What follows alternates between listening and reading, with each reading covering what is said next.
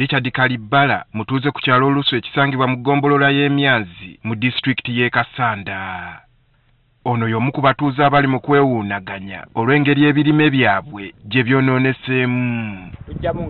Kalibala agamba nti ebbanga ly'amaze mu bulimi tafiirizibwangako wabula omusana pereketi ogwase mu kitundu kye si mukakafu obanga gunaamuleka kyekimu mu byenfuna bye. Sente zange nazeewulanga nnyo gula kasoya oyo tagulika.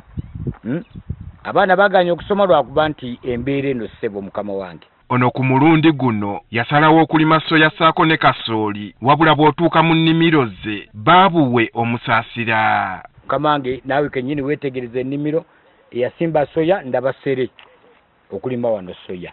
Naye obuvunze nga sitaddeeko batemabinnya, sitaddeeko bakoola, sitaddeeko balimi baasooka kuba nina masini esaawo omuddo.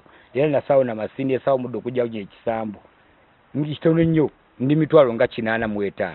Ono si ye yekka alaajana wabula abatuuze abawerako okuva mu bitundu eby'enjawulo beekokkola omusana okubonoonera ebirime byabwe. Naye omusana gututtidde ebintu kasooli tetumanyi nawe tunajja nsigo. Omusana gutuyisa bubi nnyo. Era tusaba bajja batuyambe nnyo. Abe tunoolira ebitundu bino bwe tulaga. Tulaba embeera egaanye kasooli agenge wadde kasooli afudde. Agasooli akaze ebijanjalo tetwafuna emmwanyi ziri mu kukala kiri bubi nnyo.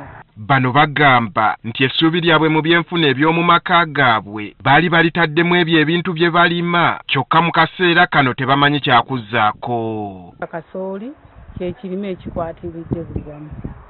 Kakube ku masomero kuba n'amasomero gatwetaagisa ssente. Era ne kasooli tumuwaayo ku masomero batusalira buli mutwe gwa mwana kilo 5. Kati embeera bw'eneeba bw'eti tunajja wabyo tuwaayo. Bano bawanjagidde gavumenti okubadduukirira n'ensigo waakiri banaasimba ezo mu lulimi olunaddako. Abaliko obuvunaanyizibwa basobole okuduwa ku buyambi. Enjala ligenda tutta, tulina abaana basoma, baana bagenda enjala, titulina kye tubawa.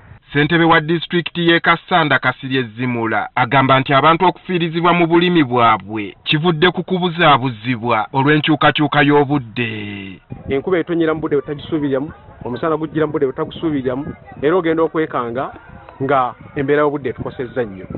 In fact, okutemwa kw'emiti kati kulinnye nnyo okutuuka ku level nti n'amanda n'enku zennyini nazo tezikyalabika. Disitulikiti y'e Kasanda eyimiriddewo ku bulimi ekitegeeza nti kyonna ekigikwatako nga kizza eby'obulimi emabega kikwata butereevu ku bulamu bw'abantu.